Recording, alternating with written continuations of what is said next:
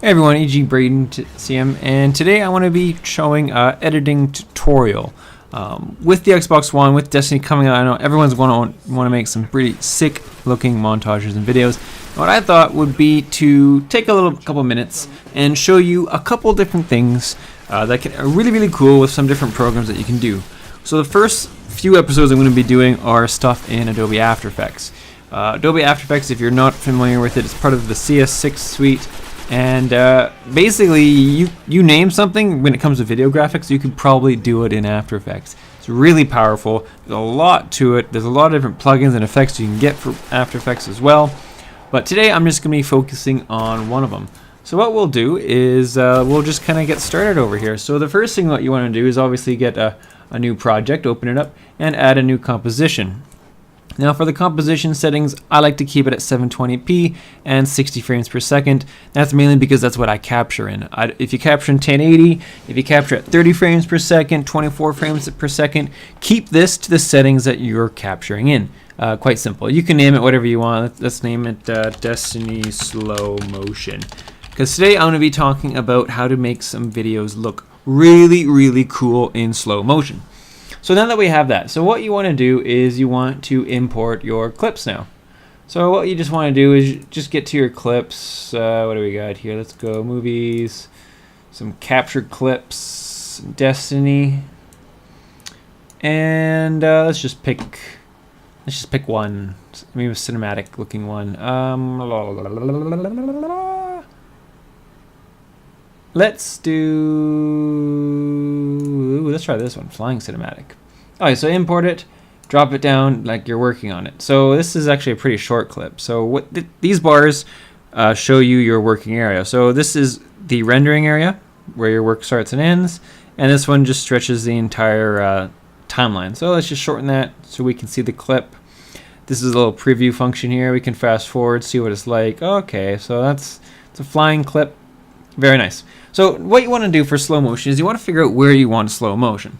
So right looking at this, what would be kind of cool? Let's go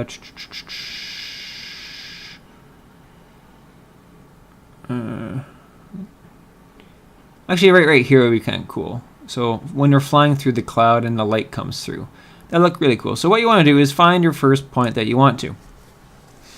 It's really important to go on and under time and go enable time remapping. This allows us to actually, it kind of redefines how the timeline works. So once that's activated, what you want to do is in the effects, it's an effect called Twixtor. Now this is not in the stock After Effects. You will have to go and download it. It's a great plugin. This is great for quicking, fast forward or slow down something. So we just hit Twixtor. We want Twixtor Pro. Drag it either onto the clip or over here in the timeline. So this brings up the Twixtor Pro settings. This is really the nitty-gritty. So what we want to do is go through, input frame rate. This is going to be the frame rate of the clip that you're using. So mine is 59.94. What we want to do is for image prep, contrast, and edge enhance. Speed, we all leave that. Frame interpret, we want motion weighted blend. And for warping, we want inverse with smart blend. Mainly, those just look the best. From what I've been kind of tinkering with. The motion sensitivity, let's go down to 60. You can tinker with that, just depends on how quickly the clip that you're slowing down is. So now that we have the settings done with, we can close that out of the way. Now we see that the effects is now here, Twixtor Pro is open, and what we want to worry about is the output control. So this is what the plugin is actually going to be generating outwards. So right here, if you're unfamiliar with how After Effects works, it's called keyframes. Keyframes are the beautiful life of After Effects. So we know where we want to slow it down. So what we want to do is pick a point, let's say this point, and just click this little this time watch right here. Now you see this yellow point activator right here. So this is our first keyframe. So at this keyframe, you can tell that it's 100. So 100% of the speed. So we haven't changed anything at all. What we want to do is just let's just fast forward a couple frames here, just to kind of take a look at things. And now at this point we want to slow it down. So pick a speed you want to slow it down to. Let's go. Let's even try 5. So now we're at 5% of normal speed. So this is really slow. And now we can just kind of fast forward it. As you can tell here, it's really slow right now, but it looks really nice. It's pretty cool looking. So let's find a spot that we want to quicken it. So how about we go something like,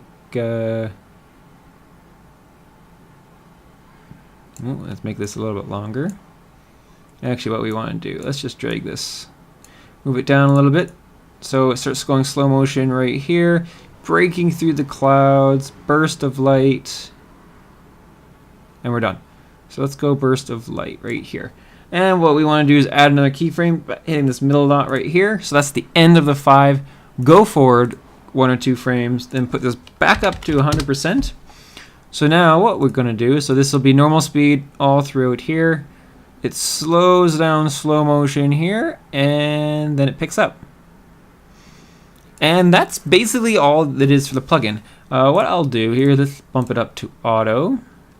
Goes to half. Let's see how much of it I can render quickly. And the advantage of this plugin, especially with shooting scenes, you can slow down things like 4%, and you can also increase it up to 200%, 150, etc. The sky's really the limit. Up to your computer is how much it's going to generate. So we got a little bit here, so just kind of show you what this will look like. Just generate.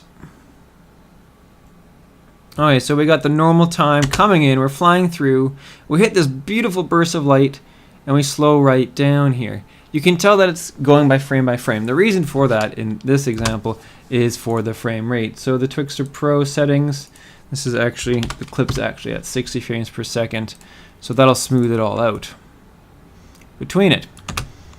And then once you're done, all you have to do is simply just render it.